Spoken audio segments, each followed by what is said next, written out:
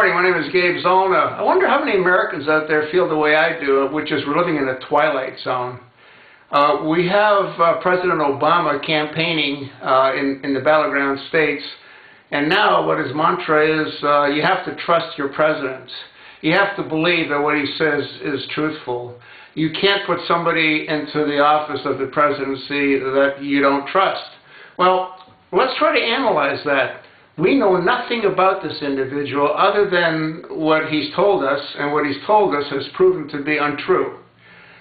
This whole thing with Benghazi now, according to Glenn Beck, you might want to try to go to Western Center of Journalism if you get this message fairly soon, and take a look at that article or that video of Glenn Beck. I mean, it's unreal. I mean, according to the evidence, the administration watched this Benghazi thing unfold real time. And they had 7 or 8 hours to protect those Americans from their ultimate fate. But instead, Obama went to bed. Italy has an air base. They were 450 miles away. An F-16, as I said in another video, an afterburner can be there in, what, 10, 15 minutes. They have attack helicopters that can be there in less than an hour to travel that distance. But what did they all do? Well, I don't know what they all did. We know what Obama did is he went to bed, and the next morning he went to Las Vegas and he campaigned for more money. And then he went on some Tonight shows to talk about how wonderful he is and how great he is, and how this whole thing happened because of a video that somebody in California made 3 or 4 months ago. I really believe we're in the twilight zone. You know, this person can do no wrong. It doesn't matter what he does. It doesn't matter if he'll get killed because of his inaction. None of it matters.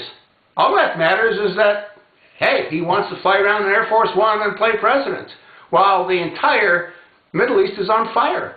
The entire Middle East is on fire. It has to stop. And you know what? I'm afraid that it won't. I'm afraid that this president can do no wrong because he has such a powerful force behind him. The force that groomed him. The force that paid for his education. What they didn't realize, as great of a person as they thought he was, they didn't realize that he had other issues. They didn't realize that according to Reverend Wright's Low Down Club and Larry Sinclair, he's got a lot of issues. They didn't realize that he liked doing drugs. They didn't realize that eventually the truth will come out. Eventually it'll come out. I mean, this whole thing is once again like the Twilight Zone. And I don't know. I just don't know if how many other Americans feel the way I do. Scary times ahead for all.